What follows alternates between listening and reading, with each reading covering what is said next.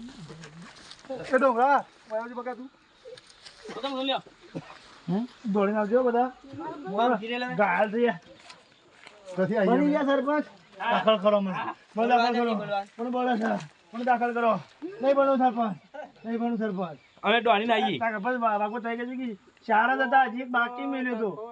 ના બાપુજી પોચ હતા ના કે ચાર જ હતા પછલા કેટલા હતા ચાર જ હતા બાપુ હજી બાકી હમાતો નતો તમારા માથામાં માથા કે માતો નતો કાઢી દીધો તો હે